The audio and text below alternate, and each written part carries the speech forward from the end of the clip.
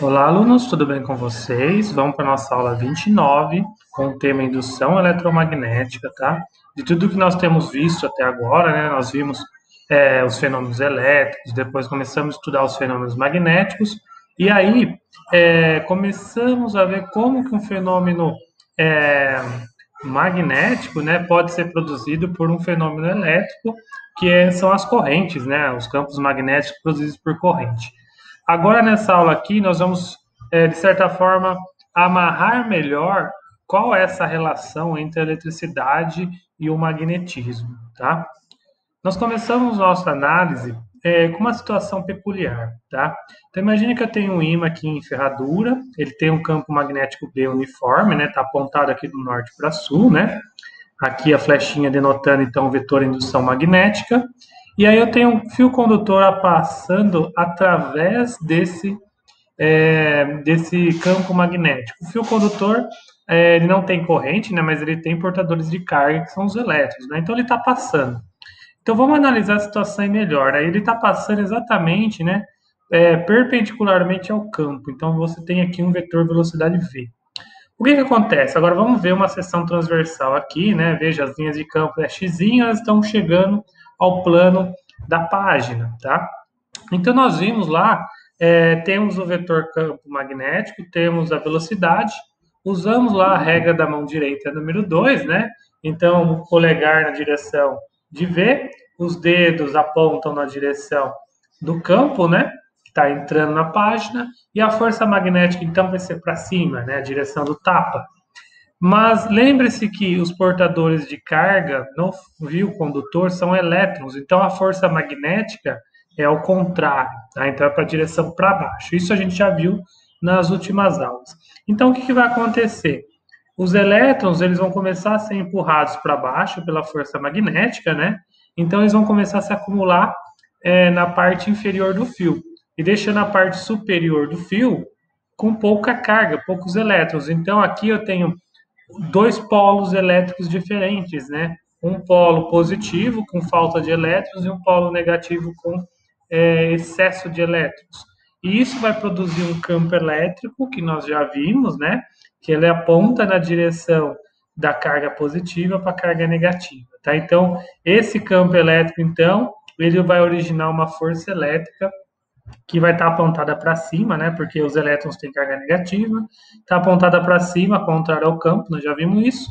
E como resultado, então, eu vou ter uma diferença de potencial. Então, eu vou ter um trabalho realizado, né, para eu acumular cargas entre os polos. E esse trabalho, né, nós denotamos que, então, tem uma relação com uma força eletromotriz. Lembra que a força eletromotriz estava vinculada ao trabalho de uma bateria para acumular cargas no polo. Então, aqui eu vou ter uma fêmea induzida, uma força eletromotriz induzida pelo campo magnético, né, pelo movimento relativo do fio para o campo magnético, tá?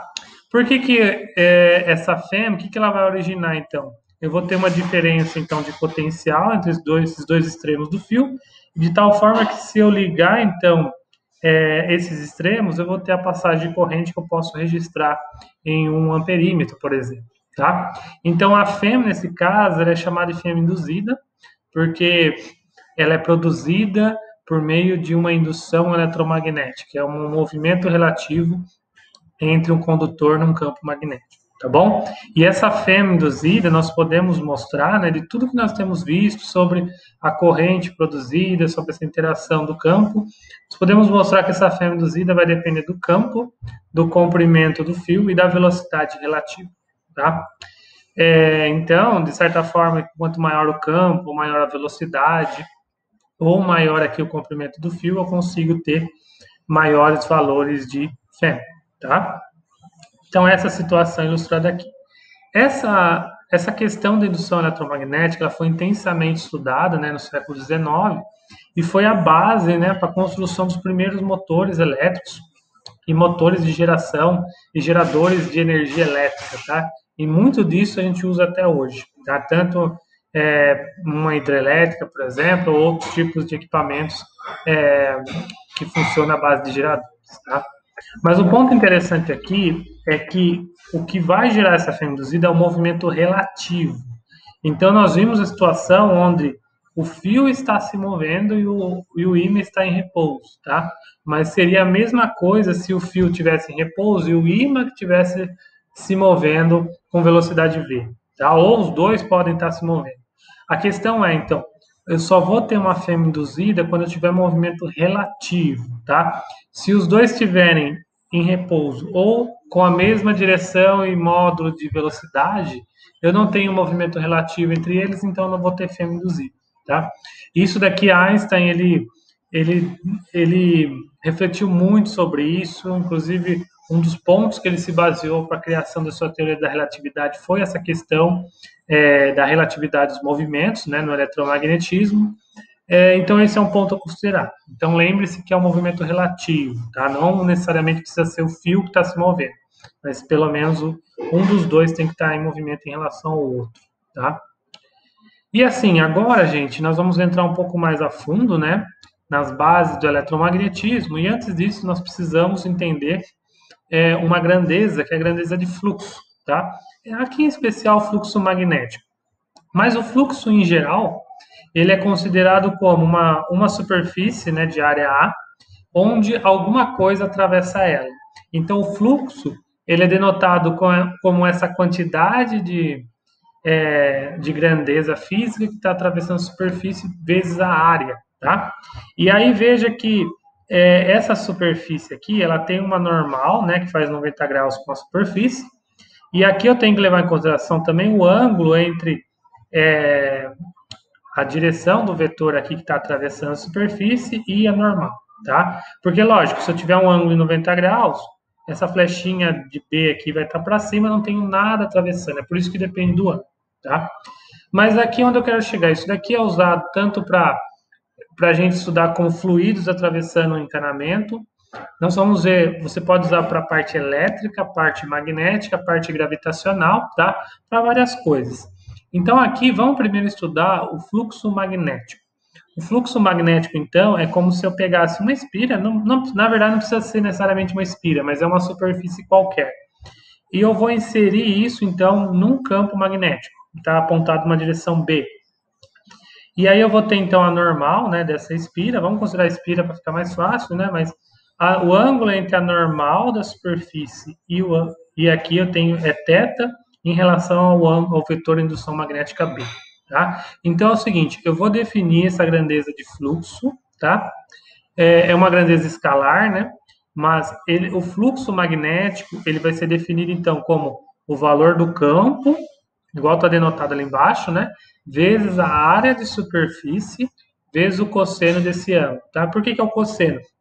Porque se esses ângulos estiverem coplanares, né, o ângulo θ é zero, quer dizer que eu vou ter o máximo de fluxo. Então, o fluxo máximo vai ser B vezes A. Tá? Então, o cosseno de zero é 1.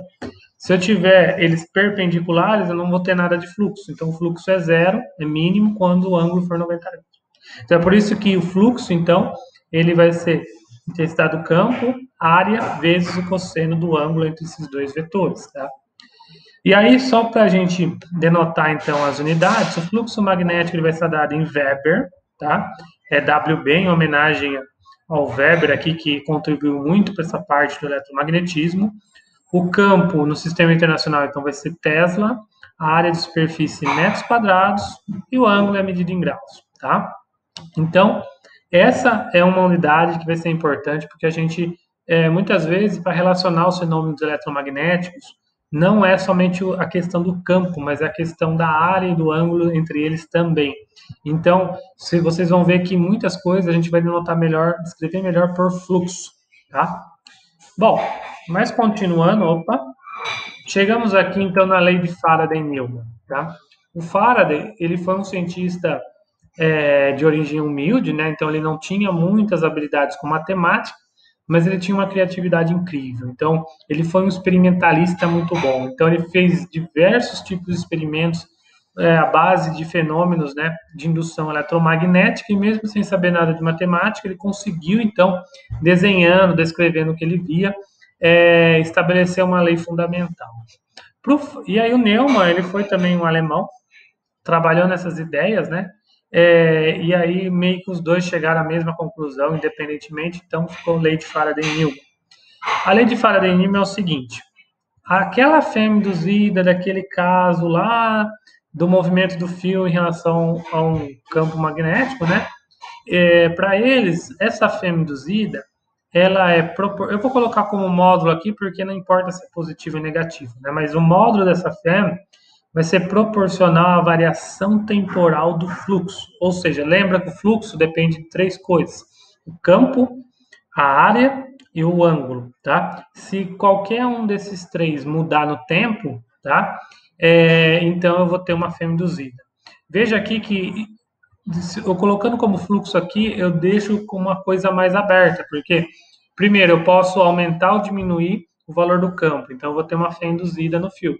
Eu posso aumentar ou diminuir a minha espira, a minha área de superfície, então eu vou ter uma fé induzida. Ou posso somente rotacionar a espira, né, mudando o ângulo, e aí eu também vou ter então uma fé induzida, tá?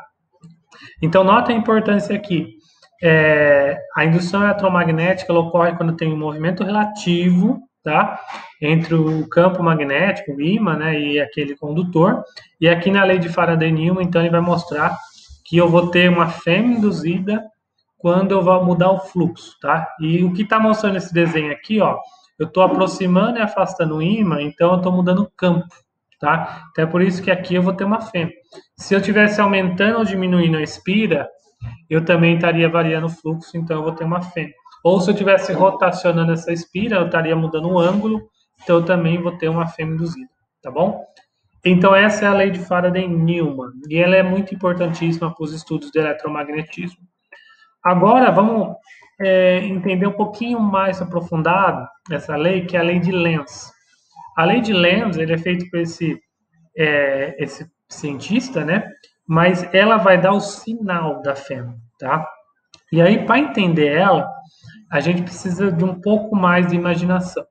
Porque ele só vai falar o seguinte, que a corrente elétrica induzida no fio, agora ele está falando em termos de corrente, a gente viu que a fêmea é proporcional à variação do fluxo, né, temporal. Mas a lei de Lenz é um ajuste fino, ele vai falar o sinal. Ele vai falar que a corrente elétrica que vai surgir, ela vai ser tal que ela vai produzir um campo magnético contrário ao fluxo, tá? Então, o que o Lenz faz? Naquela relação da força eletromotriz com a variação temporal do fluxo, ele coloca um negativo, indicando que essa fêmea é induzida de tal forma a produzir uma corrente contrária ao fluxo, tá?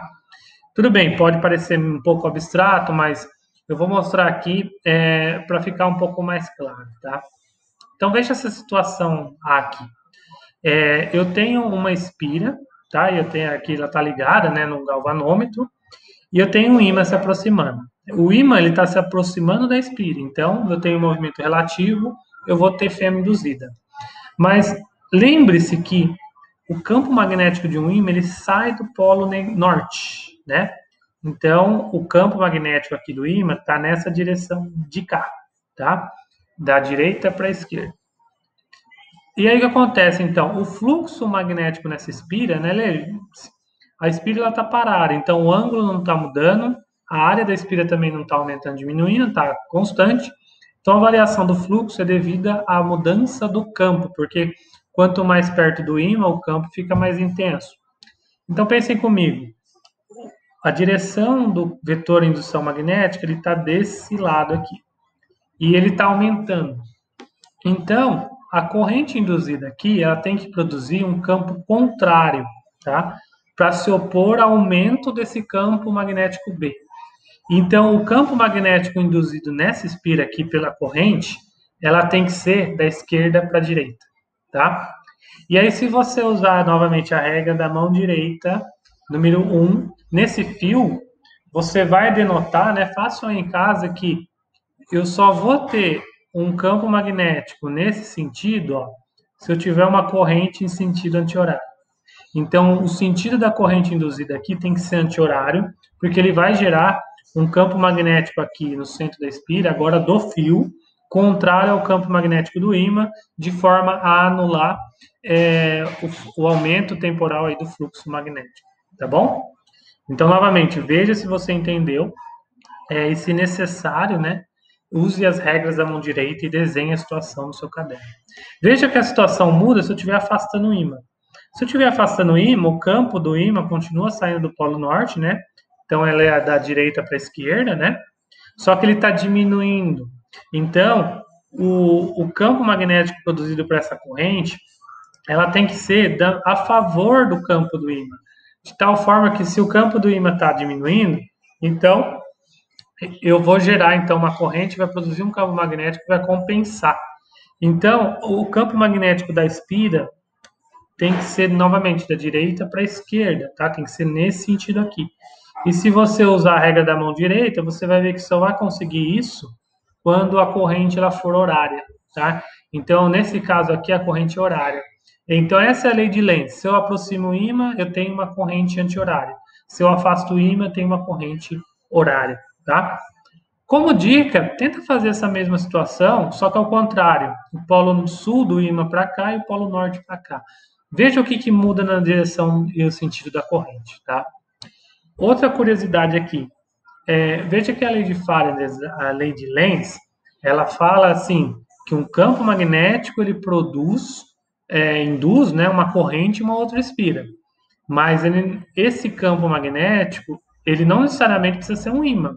Eu posso colocar aqui um fio, né, uma outra espira percorrida por corrente, então uma espira vai induzir corrente na outra, porque eu tenho um campo magnético ali, tá bom? Então, aqui já dá para entender que não somente ímã, mas duas espiras que não estão conectadas, uma pode induzir corrente na outra.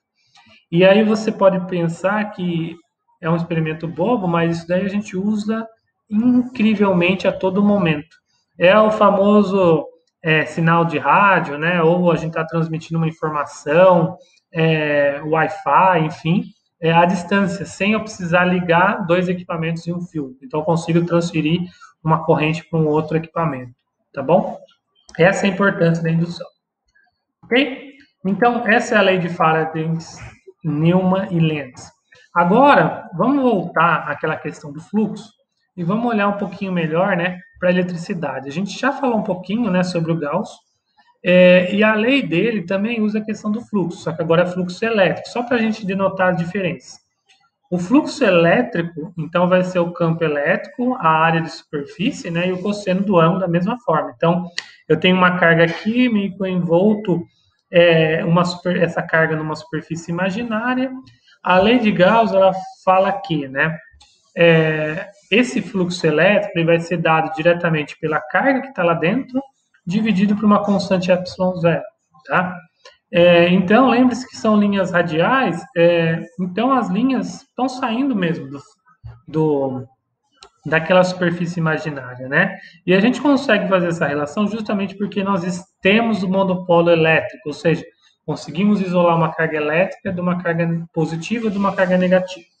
Então, essa é a lei de Gauss. A lei de Gauss, ela vai falar que o fluxo elétrico, né, que é isso daqui, depende de Q sobre ε0, tá?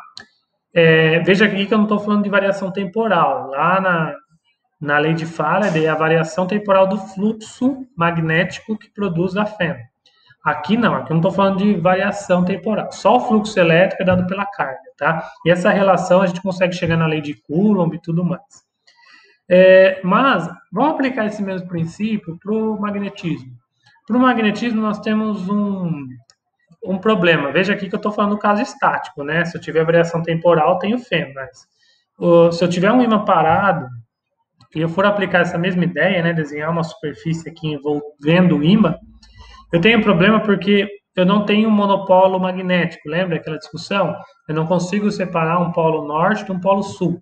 Então, qualquer superfície que eu fizer vai ser uma linha fechada. Eu vou ter uma linha saindo, uma linha entrando num ciclo.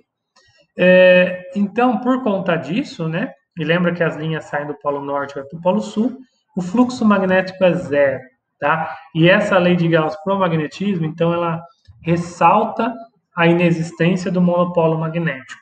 Mas veja que a física é tão incrível, e a matemática, né, que aqui nós já estamos preparados. Até o momento dessa aula, nós não detectamos o monopolo magnético. Mas se algum dia ele aparecer, nós sabemos aqui que vai ter alguma relação com uma carga magnética, né? vezes aquela constante μ0, que é a constante de permeabilidade magnética do vácuo. Tá? Então, as matemáticas aqui ela já está preparada para receber o monopolo, mas como não existe monopolo até o momento, não foi detectado, então a lei de Gauss do magnetismo é zero. Tá? Bom, e aí nós temos outra coisa para revisar, que é a lei de Ampère. Tá? A lei de Ampère, a gente já falou também, é um método mais útil, né, para a gente calcular qual que é o valor do campo magnético produzido por uma corrente. Nós falamos que o Ampère ele veio com uma ideia genial, que é a ideia de circulação. Eu vou fazer uma linha qualquer envolvendo as correntes, e aí quando eu faço a circulação, e a circulação é o produto de B vezes a linha, né, a trajetória que eu estou percorrendo, isso daqui é proporcional a μ0 vezes a corrente, tá? Então, isso daqui é a lei de Ampère. Veja agora que nós temos já mais ou menos 4 leis fundamentais, né? A lei de Gauss para a eletricidade, a lei de Gauss para o magnetismo, a lei de Ampère, né, que é um modo mais compacto de a gente relacionar o campo magnético produzido por correntes, e nós temos a lei de Faraday, que fala como que a variação temporal do fluxo induz uma fenda, tá? Bom, então aqui no final do século XIX, já se aparecia o cenário de qual que era as equações fundamentais do eletromagnetismo, tá? Mas aí surgiu uma pessoa, que é o Maxwell, tá? Ele juntou tudo isso. Mas antes disso, o Maxwell, antes de juntar todas as equações na sua teoria eletromagnética, ele ainda viu que estava faltando uma coisa. Porque você veja, a lei de Faraday, eu tenho variação temporal de um fluxo magnético, uma coisa magnética, induzindo o fenômeno elétrico. Ele pensou, e o que acontece se eu ter variação temporal de um fenômeno elétrico? Ele poderia induzir um fenômeno magnético? Então era isso que estava faltando, antes da gente fechar nossas ideias. E isso é o chamamos de corrente de deslocamento. Então o Maxwell inseriu essa relação, né? Uma correção da lei de Ampère. E a correção aqui, ela acontece justamente, né, para exemplificar melhor, no capacitor. Então imagine um capacitor, eu tenho duas placas aqui, né, e eu estou carregando, eu estou num regime transiente, né, não é que as cargas já estão aqui, eu tenho um campo estático aqui, não. Eu estou carregando o meu capacitor, então eu estou tirando cargas aqui e colocando cargas aqui. É esse regime que ainda não está em equilíbrio, está em transiente. Então, o que está acontecendo? Esse campo aqui, ele está aumentando no tempo, né? Então, eu tenho uma variação temporal, de acordo com que a taxa temporal que eu vou colocando carga aqui, tá? Então, isso é detectado experimentalmente. Então, essa variação do campo elétrico, lembra que o campo elétrico vai da carga positiva para negativa, gera aqui um campo magnético. Tá? E é como se eu tivesse uma corrente elétrica aqui percorrendo, né? Porque esse campo ele também é um rotacional aqui em torno da corrente e tudo mais, tá? Bom, então isso experimentalmente você detecta que existe ali um campo magnético produzido por esse acúmulo de cargas. Agora vamos analisar aqui. Isso eu estou falando entre as placas, não é nesse pedaço de fio, é entre as placas que não existe uma corrente física ali, eu tenho um campo magnético. Agora vamos analisar isso em modo matemático. Então eu tenho que a lei de Gauss para a eletricidade dessa forma, né? O fluxo elétrico é o campo, a área, a constante de θ, que é igual a carga sobre ε0. Mas veja que o fluxo ele está variando temporalmente, porque eu estou colocando cada vez mais cargas, né? Então o campo ele está mudando.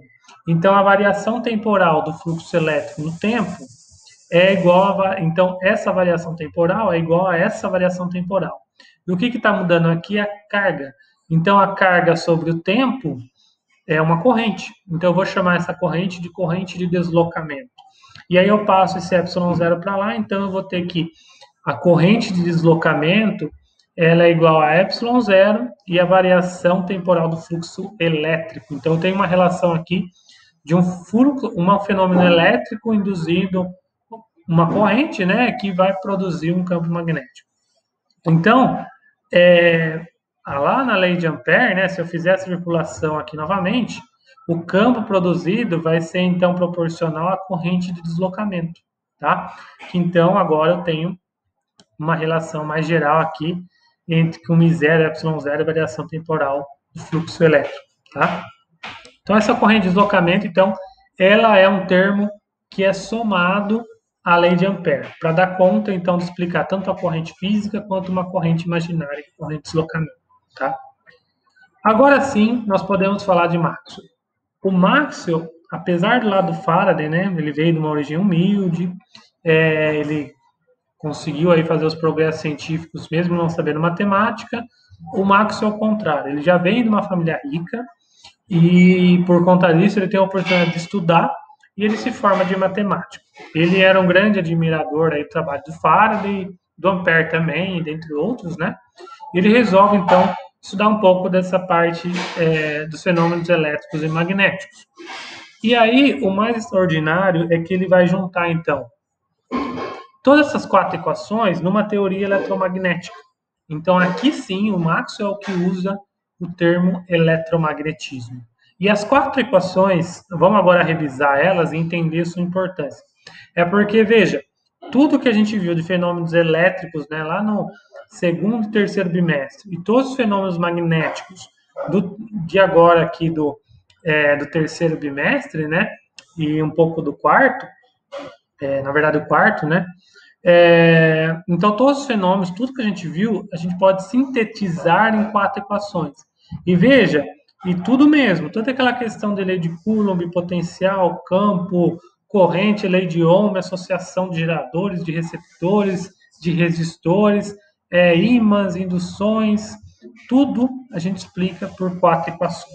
Essa que é a finesse da natureza, da teoria eletromagnética. Então, a natureza poderia ser explicada, tá, por 4 equações. Isso na sua parte eletromagnética. Então, a primeira equação é a lei de Gauss da eletricidade, né, que fala que o fluxo elétrico ele é proporcional à carga sobre ε0. Essa lei ela ressalta para a gente a existência do monopólio elétrico e qual é o campo produzido por uma carga, tá? Uma carga pontual. E através do campo, né, que a gente pode calcular potencial elétrico, calcular força elétrica, a lei de Coulomb e tudo mais, tá? E aí construir todos aqueles circuitos elétricos que a gente estudou. A segunda é a lei de Gauss do magnetismo, faltou um S aqui, desculpa. A lei de Gauss do magnetismo fala que o fluxo magnético é nulo. Então, isso daqui ressalta a inexistência dos monopolos magnéticos, que eu não consigo separar um polo norte de um polo sul, tá? E que as linhas de campo, então, vão ser linhas fechadas, tá bom? A próxima é a lei de Ampère-Maxwell, que agora eu tenho a lei de Ampère, com a correção, né, da corrente de deslocamento. Aqui fala o seguinte, que o campo magnético ele pode ser produzido por uma corrente, tanto uma corrente física, né, como atravessando um condutor, quanto uma corrente fictícia que é produzida pela variação do fluxo elétrico. Então, eu produzo campo ou por uma carga em movimento ou por uma mudança do fluxo elétrico no tempo, tá? Lembra que o fluxo elétrico depende do campo, da área e do ângulo entre esses dois vetores, tá bom? Então, aqui, então, trata de como que eu produzo um campo magnético a partir de um fenômeno elétrico. E, por último, a lei de Faraday, Neumann e Lenz, que vai me mostrar, então, que uma variação temporal do fluxo magnético, um fenômeno magnético variando no tempo, produz um fenômeno elétrico, que é a fêmea induzida, que é o tema da aula de hoje, então, de indução eletromagnética, tá? Mas, uma coisa bem interessante é que essas 4 equações, elas formam, né, uma função de onda. Então, o Maxwell ele acaba mostrando a sua teoria, né, além de juntar eletricidade e magnetismo, ele mostra a existência de ondas eletromagnéticas, que isso vai ser tema da próxima aula, né?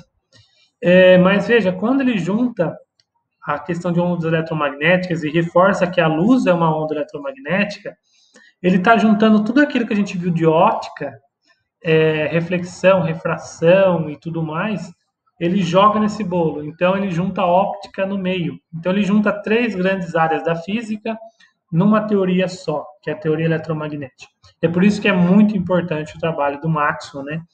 O Maxwell, para o eletromagnetismo, ele está da mesma forma que o Newton está para a mecânica. Então, sempre quando você fala de mecânica, você lembra do Newton, aqui também de eletromagnetismo, você sempre vai lembrar de Maxwell, tá bom? Pessoal, então é isso. Na aula de hoje eu quis mostrar então toda essa questão da indução eletromagnética e toda a importância do trabalho de Maxwell, tá? Nas próximas aulas a gente vai ver então um pouquinho de corrente alternada e as aplicações das ondas eletromagnéticas, tá? E que também são assuntos importantíssimos do nosso cotidiano. Por hora, vamos ver alguns exemplos simples aqui, ó. Então, eu tenho um avião metálico aqui, né? Ele tem um comprimento de asas de 25 metros, ele viaja a 540 km por hora, e aí eu tenho um campo magnético terrestre, né, que está apontado para baixo aqui, que vale da ordem 10 a menos 5. Isso são valores reais, tá? São valores comumente encontrados na rotina. Eu quero saber a DDP entre as asas do avião. Então, eu vou usar aquela relação que a gente viu no começo da aula de hoje, né, da fêmea induzida. A única coisa que eu tenho que fazer aqui é mudar, né? Aqui já está em metros, aqui já está em telas, mas mudar essa velocidade para metros por segundo, que eu faço isso dividindo por 3,6, tá? Conforme a gente viu nas aulas de mecânica. Então, fazendo as contas, eu encontro uma fêmea de 1,5 volt. É como se fosse uma pilha, tá? E veja que crucial, né? Então, é uma DDP que pode causar um choque. Então, é até por isso, né, que as cabines interiores do avião, pode notar, elas são isoladas. Então, você não tem contato com a calota mais externa, metálica. Justamente porque você pode, ao longo de um voo, né, tocar na parede ali, na calota do avião, você pode levar um choque, tá? Então, é muito, muito importante isso. Vamos ver um outro caso aqui, ó. Eu tenho um circuito, né, com um resistor, um solenoide, e eu estou aproximando um ímã. Eu quero saber o sentido da corrente nesse resistor, se ele vai ser de D para C ou de C para D, tá? Aqui eu tenho que usar a lei de Lenz. Então, vamos usar ela com calma. Eu tenho um ímã que está se aproximando e a gente viu que o campo magnético do ímã ele sai do polo norte. E como o ímã está se aproximando do solenoide, então o campo está aumentando. Então, eu estou aumentando o campo magnético do ímã que está se aproximando do solenoide.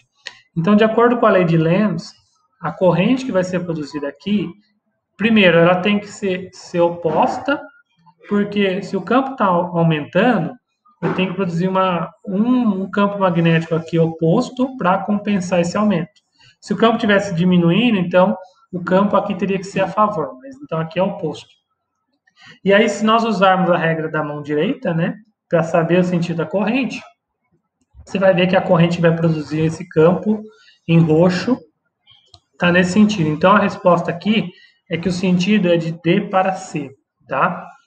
Então, veja a importância da lei de Lenz, que ela dá, então, o sentido da corrente para a gente que vai ser induzido, tá bom? Um outro exemplo, ó, eu tenho uma espira retangular, né? Ela tem essas dimensões, é colocada perpendicularmente às linhas de indução magnética dessa intensidade, e aí veja que a intensidade do campo, ele diminui para zero. Então, note aqui, ó, o ângulo, ele se mantém o mesmo. O ângulo é perpendicular. Quando um está perpendicular ao outro, o ângulo entre eles é zero, tá? Porque nós já vimos isso, né? Como se o plano da espira estivesse aqui e o campo saindo. Só que a normal, então, está na mesma direção do campo. Eles estão perpendiculares, né? A espira com o campo. Então, o ângulo entre a normal e o campo é zero, tá? A área é a mesma, não muda. O que está mudando é o campo magnético, que ele vai para zero em 3 segundos, tá? Então, eu vou fazer aqui, então, valores da área, né? É uma área retangular, só que eu estou colocando valores em metros. E aqui a variação de B, o final é zero, e o inicial, menos o inicial, né? Que é 10 a menos 3. E o ΔT é 3. Fazendo as contas, eu vou achar uma fêmea induzida, então, da ordem de 2 milivolts, tá bom? Então, veja aqui, tenta entender que o ΔB aqui é o final menos o inicial. O final é 0, o inicial é 10 a menos 3. Agora, um outro caso aqui, ó. Eu tenho uma bobina de 100 espiras, de raio de 10 centímetros, né? Novamente, ele está numa posição perpendicular às linhas de indução. E o campo possui um módulo, então, de 0,8 Tesla. Em meio segundo, ele vai dessa configuração para essa, tá? Eu quero saber a fé média nesse intervalo de tempo. Então, note aqui, o fluxo magnético aqui vai ser dado pelo número de espiras, que é 100, a área, que vai uma área circular, e o campo, que é 0,2. Aqui, então, o que vai variar é o ângulo. Então, o cosseno final, né, do ângulo aqui, ele vai ser 0 graus menos o inicial, que é 90. Na verdade, é o contrário, mas tudo bem. É 90, depois ele vai para zero, tá? Fazendo as contas, desconsiderando o sinal negativo, né, porque aqui é o contrário, você vê aqui que eu vou colocar a área aqui da seção circular, né, que é πr ao quadrado, o campo, o número de espiras, e aqui de 1 menos 0, né, que é o contrário de 0 menos 1, em meio segundo. Isso vai dar aproximadamente aí 1,3 volts, tá? Então você vê aí que nós conseguimos chegar nessa conclusão considerando a indução eletromagnética, tá bom? E aí na questão de corrente, você vê então que usando a lei de Lenz, a corrente vai ser um sentido anti-horário, tá bom? Pessoal, então é isso, espero que tenham gostado, né? Na próxima aula, então, nós vamos ver um pouco mais aprofundado as consequências das equações de Maxwell. Muito obrigado e até a próxima.